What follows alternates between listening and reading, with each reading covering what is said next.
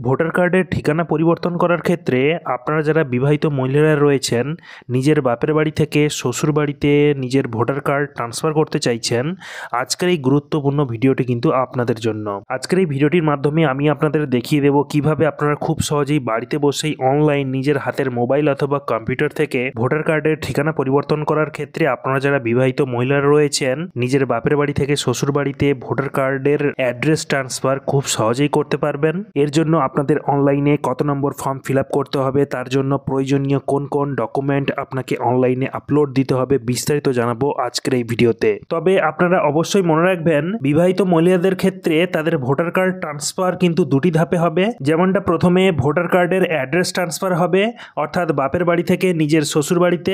তারপর সেই ভোটার কার্ডটি যখন আপনি হাতে পেয়ে যাবেন, ঠিক তারপরেই কিন্তু আপনাকে আবারও অনলাইন ফর্ম ফিল আপের মাধ্যমে ভোটার কার্ডের অন্যান্য কারেকশনগুলো করতে পারবেন, যেমন নামের পরে স্বামীর পদবি অ্যাড করা, গার্ডিয়ানের নেম চেঞ্জ ইত্যাদি। স্বাগত জানাই বন্ধুরা আপনাদের আবারও লানটেক কর্নার ইউটিউব চ্যানেলের নতুন একটি ভিডিওতে। প্রথমবারের জন্য এই চ্যানেল যদি ভিজিট করে থাকেন তাহলে অবশ্যই লানটেক কর্নার ইউটিউব চ্যানেলটিকে সাবস্ক্রাইব করে পাশে থাকা বেল নোটিফিকেশন বাটনটিকে প্রেস করে অন করে অল করে নেবেন, পরবর্তী এমন ইনফরমেটিভ ভিডিওগুলোর নোটিফিকেশন সবার আগে পাওয়ার জন্য। তাহলে আসুন আজকের ভিডিওটি শুরু করি। এর জন্য প্রথমত আপনারা যে কোনো একটি ব্রাউজার ওপেন করে সেখানে গুগলে গিয়ে লিখবেন voters.eci.gov.in, লিখে সার্চ দেওয়ার সঙ্গে সঙ্গেই ভোটার সার্ভিস পোর্টালের হোম পেজে চলে আসবেন। এরপর পোর্টালের মধ্যে আপনাদের প্রথমে লগ ইন করে নিতে হবে। তার জন্য ওপরে কর্নারে ডান দিকে দেখবেন লগ ইন বাটন দেওয়া রয়েছে, তো লগ ইন বাটনে ক্লিক করবেন। এরপর দেখুন আপনাদের সামনে এখানে লগ ইন ড্যাশবোর্ড ওপেন হয়ে যাবে, যেখানে আপনাদের রেজিস্টার্ড মোবাইল নাম্বার এবং পাসওয়ার্ড আর নিচে দেওয়া ক্যাপচা কোড এন্টার করার মাধ্যমে আপনারা লগ ইন করতে পারবেন। যদি আপনার মোবাইল নাম্বারটি পোর্টালের সাথে অলরেডি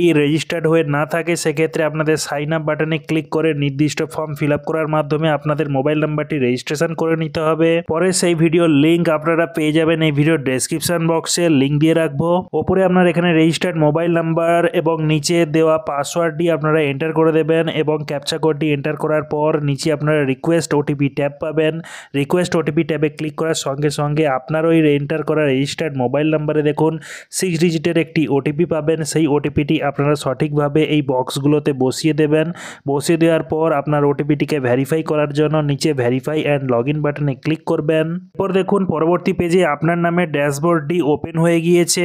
এখানে বিবাহিত মহিলাদের ক্ষেত্রে ভোটার কার্ডের ঠিকানা পরিবর্তন করার জন্য এখানে 8 নম্বর ফর্ম ফিল আপ করতে হবে, যেমনটা আপনারা দেখতে পাচ্ছেন স্ক্রিনে। Shifting of residence, correction of entries in existing electoral roll, replacement of epic, making of PWD. তো এই ধরনের কাজগুলো আপনারা 8 নম্বর ফর্ম ফিল আপ করার মাধ্যমে অনলাইনেই করতে পারবেন। তার জন্য আপনারা এখানে ফর্ম 8 ওপেন করে নেবেন।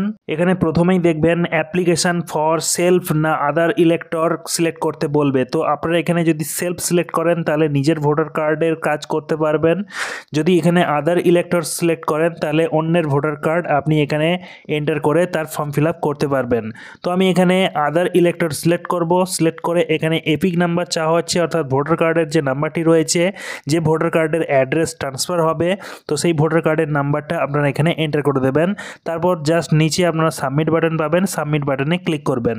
দেখুন আপনার ওই এন্টার করা ভোটার নাম্বারের ডিটেলস কিন্তু ফেচ হয়ে চলে আসলো। ঠিক আছে, কোন অ্যাসেম্বলি কনস্টিটিউয়েন্সি রয়েছে, পার্ট নাম্বার কি রয়েছে, সিরিয়াল নাম্বার কি রয়েছে, নাম, সারনেম, রিলেটিভ নেম কি রয়েছে, সেগুলো সমস্ত কিছু এখানে শো হবে, দেখতে পাবেন। জাস্ট আপনারা এখানে নিচে ওকে বাটনে ক্লিক করে এগিয়ে যাবেন। এরপর পরবর্তী পেজে আপনারা এখানে আপনাদের পার্ট নাম্বার এবং সিরিয়াল নাম্বার শো হবে, দেখতে পাবেন। তারপর নিচেই থাকবে অ্যাপ্লিকেশন ফর, ফার্স্ট যে অপশানটা থাকবে অর্থাৎ শিফটিং অফ রেসিডেন্স, এটা আপনাকে সিলেক্ট করতে হবে।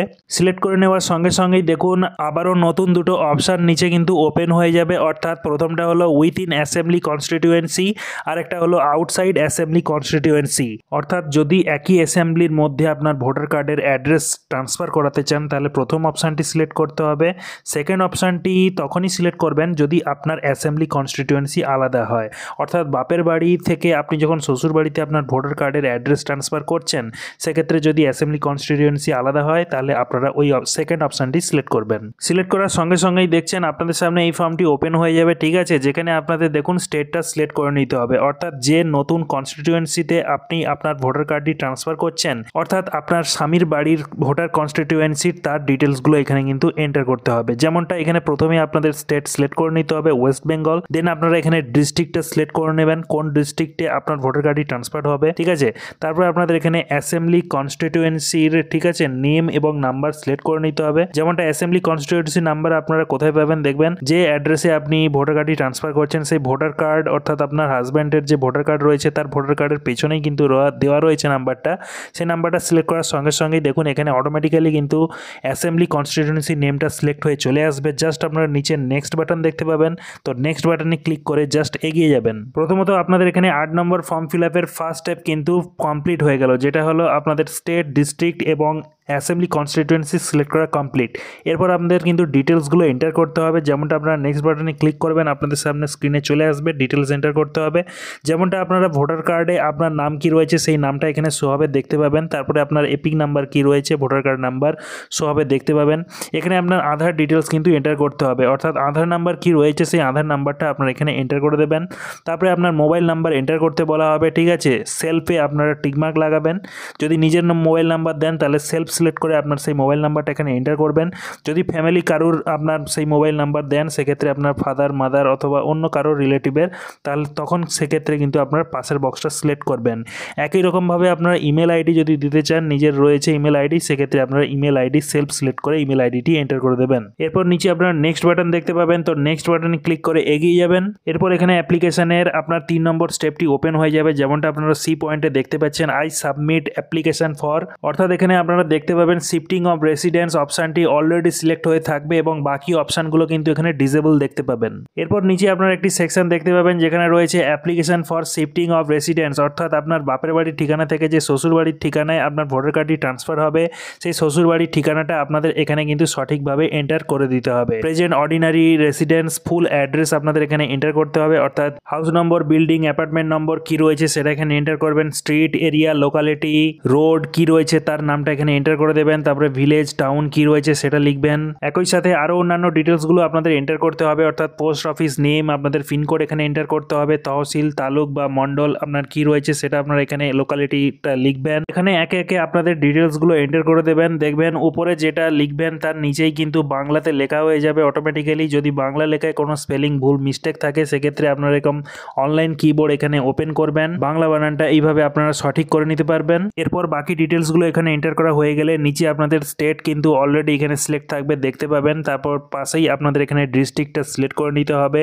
অর্থাৎ কোন ডিস্ট্রিক্টের আন্ডারে পড়ছে সেটা আপনারা এখানে অলরেডি সিলেক্ট করে নেবেন। সিলেক্ট করা হয়ে গেলে আপনারা এই ফর্মটিকে নিচের দিকে খানিকটা স্ক্রল ডাউন করবেন। এখানেই আপনাদের এই ফর্মটার মধ্যে একটা ভাইটাল পার্ট দেওয়া রয়েছে, ঠিক আছে। যেমনটা এখানে দেখতে পাচ্ছেন আপনাদের ডকুমেন্ট কিন্তু আপলোড দিতে হবে। তার জন্য এখানে কোন ডকুমেন্টটা আপনি সিলেক্ট করবেন সেটা আপনাকে সিলেক্ট করে নিতে হবে ড্রপ ডাউন লিস্ট থেকে। যেমনটা আপনারা দেখতে পাচ্ছেন এখানে ডকুমেন্টের নেমের একটা লিস্ট দেওয়া রয়েছে। এখানে সিলেক্ট ডকুমেন্টে আপনারা যদি ট্যাপ করেন, যেমনটা আপনারা দেখতে পাচ্ছেন water, electricity bill, gas connection bill, যে কোনো কিছু আপনারা কিন্তু আপলোড দিতে পারবেন। যদি আধার কার্ড আপনি কারেকশন করিয়ে থাকেন সেক্ষেত্রে আধার কার্ড আপলোড দিতে পারবেন। তারপর এখানে আপনার কারেন্ট পাসবুক, পাসপোর্ট, তারপরে আপনার হচ্ছে জমির রেকর্ড, রেন্ট লিজ ডিড, তারপর রেজিস্টার্ড সেল ডিড, অথবা আপনারা এখানে এনি আদার ডকুমেন্ট সিলেক্ট করার মাধ্যমে আপনারা এখানে রেসিডেন্সিয়াল সার্টিফিকেট আপলোড দিতে পারেন। যেমনটা আপনি নতুন আপনার স্বামীর অ্যাড্রেসে এসে থাকছেন, তো তার একটা রেসিডেন্সিয়াল অ্যাড্রেস আপনারা এখানে কিন্তু আপলোড দিতে পারবেন। এছাড়াও আপনারা যদি ম্যারেজ সার্টিফিকেট আপনার কাছে থেকে থাকে তাহলে সেক্ষেত্রে আপনারা এনি আদার ডকুমেন্ট সিলেক্ট করে এখানে এনি আদার ডকুমেন্ট নেমের ঘরে আপনারা লিখে দেবেন ম্যারেজ সার্টিফিকেট। ম্যারেজ সার্টিফিকেট লিখে দেওয়ার পর আপনারা সেই সার্টিফিকেটটি যদি আপনার কাছে থাকে, যেমনটা আমার কাছে রয়েছে, তো সেই সার্টিফিকেটটি এক্ষেত্রে আমি এখানে আপলোড অ্যাড্রেস প্রুফের নিচে যে চুজ ফাইল রয়েছে ওখানে সিলেক্ট করে আপলোড করে দিতে হবে। তার জন্য দেখুন এখানে ফাইল সাইজ বলেই দেওয়া রয়েছে 2 MBর মধ্যে হতে হবে, জেপিজি বা জেপিইজি, পিএনজি, পিডিএফ ফরম্যাটে হতে হবে। তো সেই জন্য আপনারা এখানে চুজ ফাইল সিলেক্ট করে আপনারা সেই ফাইলটি জাস্ট এখান থেকে আপলোড করে দেবেন। দেখুন এখানে সার্টিফিকেটটি সাকসেসফুলি আপলোড হয়ে গিয়েছে। এখন আপনারা নিচে নেক্সট বাটন দেখতে পাবেন, তো নেক্সট বাটনে ক্লিক করে আপনারা এগিয়ে যাবেন। নেক্সট বাটনে ক্লিক করে দেওয়ার সঙ্গে সঙ্গে আপনাদের সামনে ডিক্লারেশন স্টেপটি কিন্তু ওপেন হয়ে যাবে, যেখানে আপনাদের এখানে একটি ডিক্লারেশন দেওয়া রয়েছে। সেই ডিক্লারেশনটা আপনারা এখানে সঠিকভাবে পড়ে নেবেন। নিচে আপনারা যে তারিখে অ্যাপ্লিকেশনটি করছেন সেই তারিখটি এখানে শো হবে দেখতে পাবেন, এবং প্লেসের ঘরে আপনি যে এলাকা থেকে আপনার অ্যাপ্লিকেশনটি করছেন সেই এলাকার নামটা একটুভাবে লিখে দেবেন। লিখে দেওয়ার পর নিচে আপনারা এখানে নেক্সট বাটনে ক্লিক করে এগিয়ে যাবেন। নেক্সট বাটনে ক্লিক করার সঙ্গে সঙ্গেই অ্যাপ্লিকেশন পেজের লাস্ট অ্যান্ড ফাইনাল স্টেপ হলো সাবমিশন পেজ। এখানে ফাইনালি আপনার ফর্মটিকে সাবমিট করার আগে অবশ্যই দেখে নেবেন এখানে সমস্ত যে ডিটেলসগুলো আপনি এন্টার করলেন সেই এন্টার করা ডিটেলগুলো সঠিকভাবে আপনি লিখেছেন কিনা। এখানে বিবাহিত মহিলাদের ক্ষেত্রে বাপের বাড়ি থেকে শ্বশুর বাড়িতে ভোটার কার্ড ট্রান্সফার করার জন্য শুধুমাত্র অ্যাড্রেস কারেকশন হবে। এখানে কোনোরকমভাবেই আপনি কিন্তু আপনার নেম বা সার নেম বা আপনার রিলেটিভ নেম কোনো কিছুই কিন্তু আপনারা এডিট করতে পারবেন না। এখানে আপনারা একবার এই ডিটেলসগুলো চেক করে নেবেন যে ডিটেলসগুলো আপনার ওই ভোটার কার্ডে কিন্তু প্রিন্ট হয়ে আসবে। নিচে দেখতে পাচ্ছেন এটি ক্যাপচা কোড দেওয়া রয়েছে, সেই ক্যাপচা কোডটি সঠিকভাবে নিচে এখানে বসিয়ে দিন এবং নিচে এখানে প্রিভিউ অ্যান্ড সাবমিট বাটনে ক্লিক করে এগিয়ে যাবেন।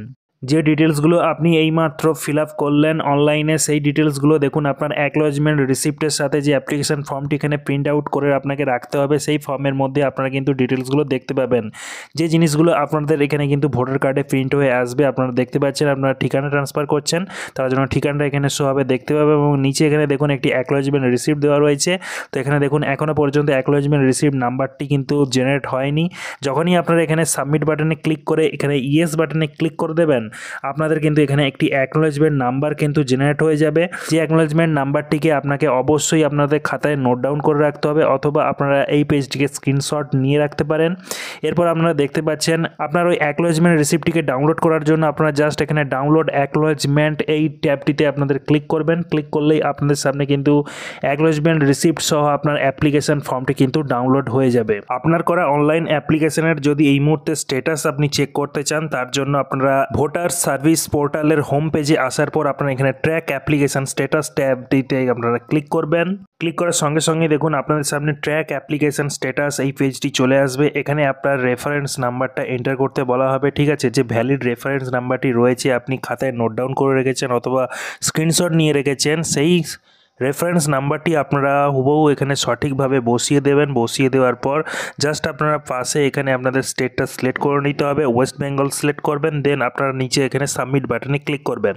সাবমিট বাটনে ক্লিক করার সঙ্গে সঙ্গেই দেখুন নিচের রেজাল্ট কিন্তু চলে আসলো। এখানে আপনার রেফারেন্স নাম্বার শো হবে, আপনার কোন অ্যাসেম্বলি কনস্টিটিউয়েন্সিতে আপনার ভোটার কার্ডটি ট্রান্সফার করছেন তার নামটা এখানে শো হবে। এছাড়াও অ্যাপ্লিক্যান্টের এখানে ফার্স্ট নেম লাস্ট নেম, তারপরে আপনাদের এখানে ফর্ম 8 আপনি যেটা সাবমিট করলেন সেই ফর্ম 8 নাম্বারটি এখানে লেখা থাকবে এবং সাবমিশন ডেট এবং কারেন্ট স্ট্যাটাস আপনার লেখা থাকবে সাবমিটেড।